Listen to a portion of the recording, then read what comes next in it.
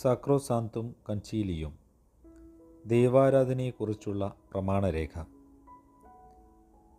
രണ്ടാം വത്തിക്കാൻ കൗൺസിലിൻ്റെ നിർദ്ദേശങ്ങളെ അടിസ്ഥാനമാക്കി കത്തോലിക്ക സഭയുടെ ലിറ്റർജിയുടെ പരിഷ്കരണങ്ങളെക്കുറിച്ചുള്ള പ്രമാണരേഖയാണ് സാക്രോസാന്തും കൺചീലിയും.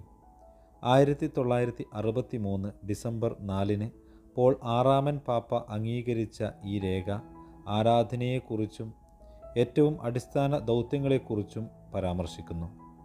വളരെ പ്രത്യേകമായി ആരാധനാ കാര്യങ്ങളിലുള്ള വിശ്വാസികളുടെ സജീവ പങ്കാളിത്തത്തെക്കുറിച്ചും ആരാധനാ കർമ്മങ്ങളുടെ വ്യക്തമായ ആവിഷ്കാരത്തെക്കുറിച്ചും അത് എങ്ങനെ വിശ്വാസ സമൂഹത്തിൻ്റെ കൂട്ടായ്മയെ പ്രോത്സാഹിപ്പിക്കുന്നു എന്നതിനെക്കുറിച്ചും വ്യക്തമാക്കുന്നു.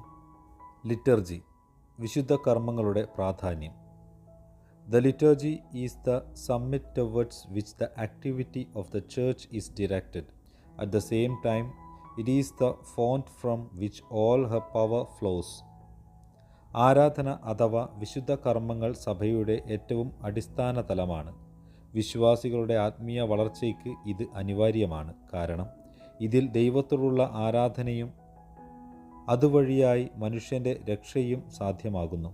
സഭയുടെ എല്ലാ പ്രവർത്തനങ്ങളും നയിക്കപ്പെടേണ്ടതും എല്ലാ പ്രവൃത്തികൾക്കാവശ്യമായ കൃപകളുടെ നീർച്ചാൽ ഒഴുകപ്പെടുന്നതും ലിറ്റർജി അഥവാ പരിശുദ്ധ കുർബാനയിൽ നിന്നാണ്. വിശ്വാസികളുടെ സജീവ പങ്കാളിത്തം. ഈ പ്രമാണരേഖയിലെ കേന്ദ്രബിന്ദു എന്ന് പറയുന്നത് വിശ്വാസികളുടെ സജീവ പങ്കാളിത്തമാണ്. വിശുദ്ധ കർമ്മങ്ങളിൽ വിശ്വാസികൾക്ക് സജീവവും ബോധപൂർവകവുമായ പങ്കാളിത്തം ഉറപ്പുവരുത്താനായി സാധ്യമായ മാർഗങ്ങൾ അവലംബിക്കേണ്ടതുണ്ട്. അത് അവരുടെ ആത്മീയ വളർച്ചയ്ക്കും ദൈവസന്നിധിയിലേക്ക് കൂടുതൽ അടുക്കുവാനുള്ള അവസരം ഒരുക്കുന്നു. അതിനാൽ ആരാധനാ കർമ്മങ്ങൾ എളുപ്പവും ജനങ്ങൾക്ക് മനസ്സിലാക്കാവുന്നതുമാക്കി മാറ്റണം. ഇത് ലിറ്റർജിയെ അർത്ഥപൂർണവും ആഘോഷപരവുമാക്കി മാറ്റുന്നു. ലിറ്റർജിക്കൽ ഭാഷ. ആഗോള കത്തോലിക്ക സഭയിൽ ലത്തീൻ ഭാഷ തന്നെയാണ് ഔദ്യോഗിക ഭാഷയായി ഇന്നും സഭ കരുതുന്നത്. എങ്കിലും വിശ്വാസികൾക്ക് ആരാധനാ കർമ്മങ്ങൾ മനസ്സിലാക്കുവാനും സജീവ പങ്കാളിത്തം ഉറപ്പുവരുത്തുവാനുമായി പ്രാദേശിക ഭാഷകൾ ഉപയോഗിക്കാൻ ഈ രേഖ അനുമതി നൽകുന്നു. Multi cultural inclusive liturgy. Multi cultural and inclusive liturgy. ഇത് ദൈവാരാധനയെ ലോകത്ത് എല്ലായിടത്തും പ്രാദേശികമാക്കുകയും എല്ലാ ജനങ്ങളും ദൈവാനുഭവം ഉൾക്കൊള്ളുന്നുവെന്ന് ഉറപ്പാക്കുകയും ചെയ്യുന്നു.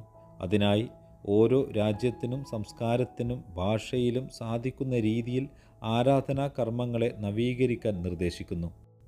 Liturgy of Sunday. ഈ പ്രമാണരേഖ ഞായറാഴ്ചയെ കർത്താവിൻ്റെ ദിവസത്തെ ക്രിസ്ത്യാനികളുടെ പ്രധാന ദിനം എന്ന് വിശേഷിപ്പിക്കുന്നു. ഞായറാഴ്ച ദിവ്യബലിയിലെ പങ്കാളിത്തം ഓരോ വിശ്വാസിയുടെയും ഏറ്റവും വലിയ കടമയാണെന്നും ഈ ദിനം ദൈവത്തെ ആരാധിക്കുന്നതിനുള്ള അർത്ഥപൂർണമായ സമയം എന്നതിനോടൊപ്പം കുടുംബങ്ങളുടെയും സമൂഹത്തിൻ്റെയും ആത്മീയ ഏകീകരണത്തിൻ്റെ സമയമാണെന്നും ഈ ദിനത്തിലെ വിശ്വാസികളുടെ സജീവമായ പങ്കുചേരൽ ദൈവവചനം ഹൃദ്യസ്ഥമാക്കുവാനും സഭയുടെ പഠനങ്ങളും ആരാധനകളും മനസ്സിലാക്കുവാൻ സഹായകവുമാണെന്നും ഈ രേഖ പഠിപ്പിക്കുന്നു. തിരുവചനവും കൂദാശകളും. ഈ പ്രമാണരേഖ വിശുദ്ധ ഗ്രന്ഥ വായനയ്ക്ക് ആരാധനാ കർമ്മങ്ങളിൽ വലിയ പ്രാധാന്യം നൽകുന്നു. അതുവഴിയായി വിശുദ്ധ കർമ്മങ്ങൾ എല്ലാം തന്നെ ദൈവവചനത്തെ അടിസ്ഥാനമാക്കിയുള്ളതാണ് എന്ന ബോധ്യം വിശ്വാസികൾക്ക് ലഭിക്കുന്നു. ദൈവ കൃപകളുടെ ചാലുകളാണ് ഓരോ കൂദാശകളെന്നും പരിശുദ്ധ കുർബാനയാണ് മറ്റെല്ലാ കൂദാശകളുടെ ഉറവിടവും കേന്ദ്രവുമെന്ന് ഈ രേഖ ആധികാരികമായി പറയുന്നു. കലയും സംഗീതവും. ആരാധനയുടെ ഭാഗമായി കലയ്ക്കും സംഗീതത്തിനും വലിയ പ്രാധാന്യം നൽകാൻ ഈ രേഖ ആവശ്യപ്പെടുന്നു. അവ നവ്യമായ അനുഭവത്തിനും ദൈവാരാധന കൂടുതൽ സജീവമാക്കുവാനും സഹായകമാകണം.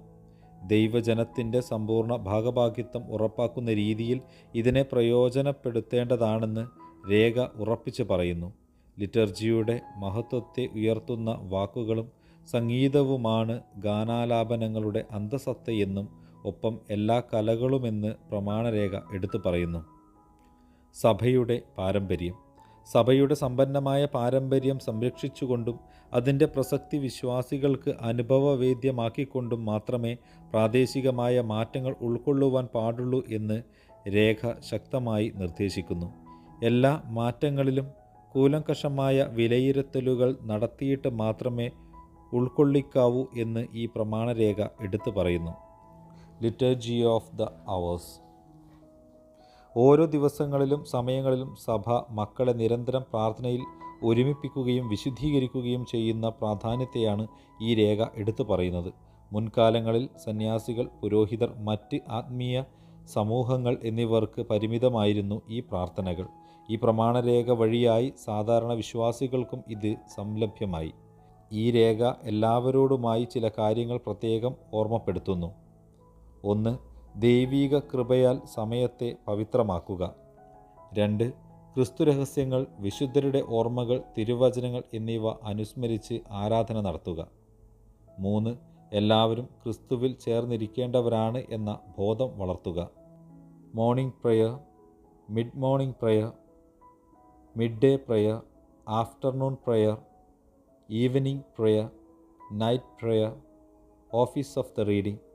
ഈ എല്ലാ ഘട്ടങ്ങളും ദൈവവചനങ്ങളാൽ, സങ്കീർത്തനങ്ങളാൽ, സ്തുതികളാൽ, വിശുദ്ധരുടെ ഉദ്ധരണികളാൽ, സഭാ പഠനങ്ങളാൽ സമ്പുഷ്ടമാണ്. ഇത് വിശ്വാസികളുടെ ജീവിതത്തെ മുഴുവൻ സമയം പ്രാർത്ഥനയായും ദൈവോന്മുഖമായും മാറ്റുന്നു. ഇത് വിശ്വാസികളുടെ ജീവിതത്തെ മുഴുവൻ സമയം പ്രാർത്ഥനയായും ദൈവോന്മുഖവുമാക്കി മാറ്റുന്നു. സമാപനം. ഈ പ്രമാണരേഖ കത്തോലിക്ക സഭയുടെ ആരാധന രീതികളിൽ വലിയ മാറ്റങ്ങൾ വരുത്തുകയും വിശ്വാസികളെ ദൈവാരാധനയിൽ കൂടുതൽ താൽപ്പര്യത്തോടും സജീവമായും പങ്കെടുക്കുവാൻ സഹായകമായ അടിസ്ഥാനം നൽകുകയും ചെയ്യുന്നു.